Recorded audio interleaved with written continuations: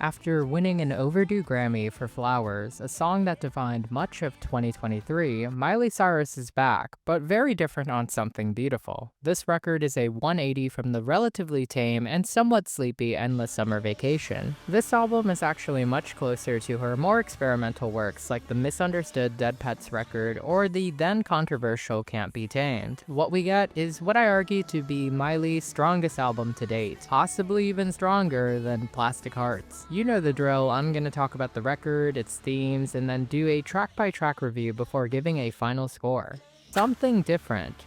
Something Beautiful marks Miley's ninth record in a rather eclectic discography, not even counting the Hannah Montana albums. This record is no exception, but it's almost genreless, co-opting a wide range of genres, even transforming towards the end. Prior to the album's release, Miley's noted that this record was going to be more of a visual album about healing and would draw from Pink Floyd's The Wall. This album's rollout has been pretty interesting in how understated it is compared to the more bombastic showings that she's had in the past. Miley announced this record through her social media accounts and through posters in March. The artwork sees her in a vintage Mugler dress, which really made sense in the context of the movie. It's a very eye-catching cover. A film co-directed by Miley was dropped in early June for just one night, and I imagine this film will be put somewhere online soon. Miley described it as her way of touring, which is a shame because I do think this would translate into an excellent live show. But as someone who did go out and see the movie, I found it to be well done. I feel like had it been released along the album rather than in theaters, it would have actually saved this album's promo. To promote the record, Miley would release the first taste of the record, the prelude through a video. A proper lead single, End of the World, dropped in April, which went on to hit the top 60 in states, and I think it honestly deserved to be a bigger song. One last pre-release single, More to Lose, dropped at the start of May, and then she would drop the track list, revealing two features, Brittany Howard and Naomi Campbell, before revealing the whole album and a music video for Easy Lover. In hindsight, I think Miley should have just dropped this entire album at once. The lukewarm reception to earlier tracks and the lack of context for the body of work really did hurt the public's perception. And that's kind of why I think it's tanking. I think this is an album's album, something that works best as a front-to-back listen. Normally, I tend to not care for interludes. I think they actually made sense on the album. And in the context of the movie, they actually really do fit well. Also, I think the single choices were terrible. The dancier back half of the record, like Walk of Fame or Give Me Love, they definitely would have charted way better. The album itself debuted at a modest number 4 on the Billboard 200, selling only 44,000 units, nearly beaten by Taylor Swift's really old album, Reputation. I think that album is 8 years old now. Reputation charted again because it was revealed that Taylor Swift had repurchased her masters, owning her work again after a years-long debacle. Miley's album was actually more or less overshadowed by that news and a lack of promo to build momentum off, which some of my friends didn't even know this album came out, which I think is a shame.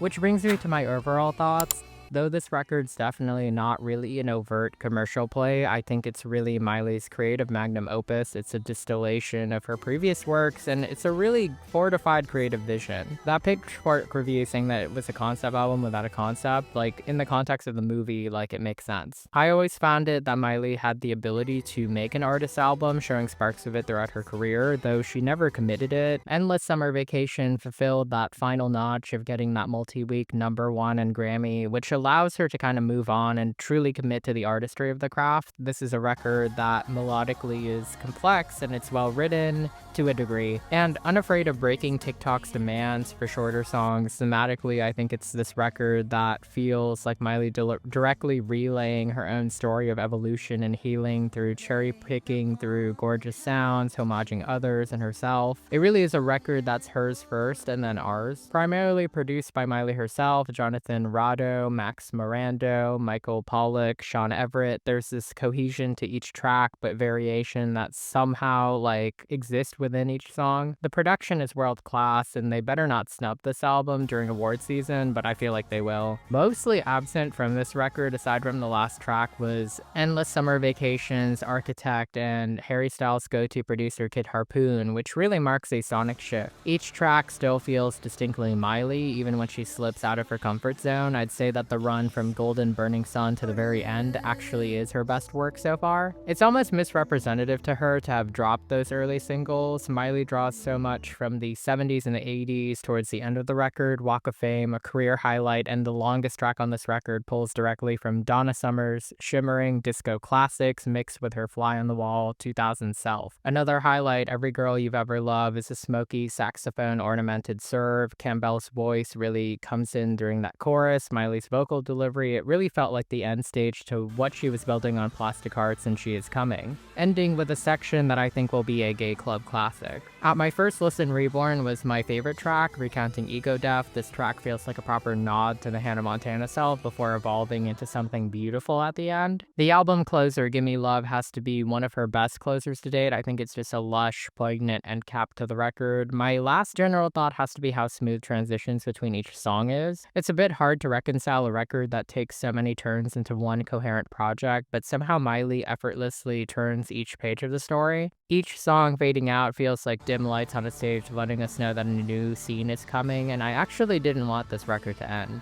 Which brings us to the track by track. The Prelude's instrumental is hypnotic. It draws us in with synths that build into a thrilling stir as Miley speaks over the track. She calls attention to the ephemeral beauties of the world, like holding fistfuls of ashes, feeling the warmth of a window, before talking about the thesis of the record, which I think is beauty found through loneliness, is something that she wants to share with us. The title track feels like an answer to Jaded from the last record, even down to the small line about changing her mind about talking about it. The pre-chorus gives us a jazzy, smooth fake-out before the chorus blows up with guitar licks and sultry musings. Each verse speaks to the gentle beauties we found in the world, and then the desire that she feels is just larger, explosive. The outro lets her go full-on rock as she challenges the world to eat out her heart, break her soul, take her parts so she can be free. This is like the start of the journey that she goes through under the record. End of the World is a gorgeous disco pop track that feels timeless yet very relevant in these dark times. It's anthemic, it's about parting through an apocalypse with clarity and purpose. It evokes classic ABBA through its lush use of piano chords. The bridge in particular just strikes me so personally. The lines, I want to take you to Nirvana, we can't take it too far, circle back to the album themes of truly letting go and shedding your ego and self. The song contextually could speak to the future of the world, but also just the future of the relationship she's in. The world is ending, so she needs to live her best life. More to Lose is a more straightforward ballad and a grower for me. I think its lyrics are the most straightforward ones. The consequences of actions have set in. She knows that this relationship is done, and she's shocked that she was the one who actually had more to lose in the relationship. The pre-chorus is just hooky, it's detailed. The movie star in the worn out coat, the shift in the lyrics from mind to pride towards the end, we see her acknowledge her humiliation. And him ending things adds more of a tragic note. She did all of this for nothing. This track actually reminded me of a young Adele. It reminded me of the sort of classic timeless vibes through the production. She apparently tried to keep it as a singular take on the song to give the raw emotional undertone and not keep it polished. We then get the first interlude, which was visually stunning in the movie. It tees up Easy Lover, which has another interlude tacked on to the end of it. This one has an inquisitive nature to it. The little notes at the start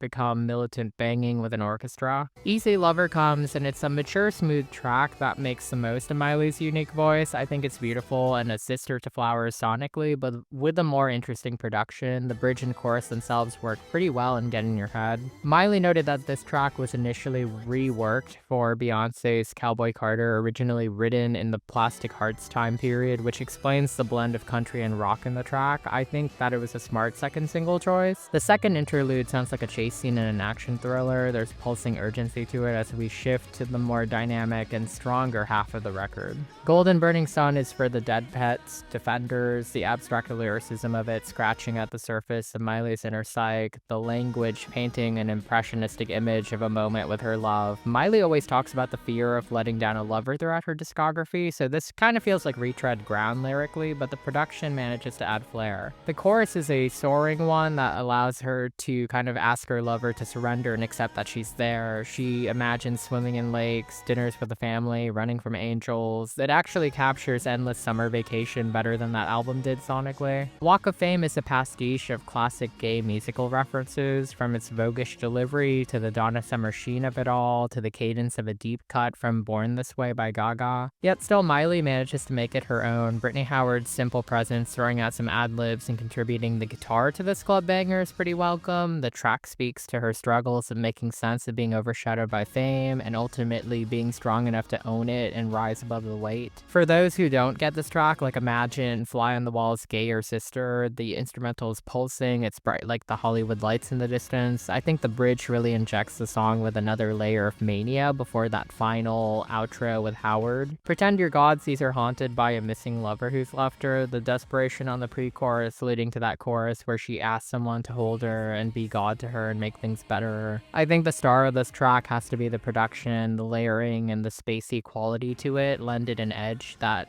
I feel like the song would not work without. The outro has this ethereal vibe to it that lends her the room to kind of scream and vocalize her pain so well. I think this one's going to be underrated. Every Girl You've Ever Loved with Naomi Campbell is a future gay club classic romp. When I say serving cunt, I mean it here. I could see this becoming a future Pride staple or a great Drag Race lip sync challenge. In the movie, it actually looked pretty good. I think that this is kind of ripe for a good visual push, a viral sound moment. I'm shocked that this wasn't pushed earlier.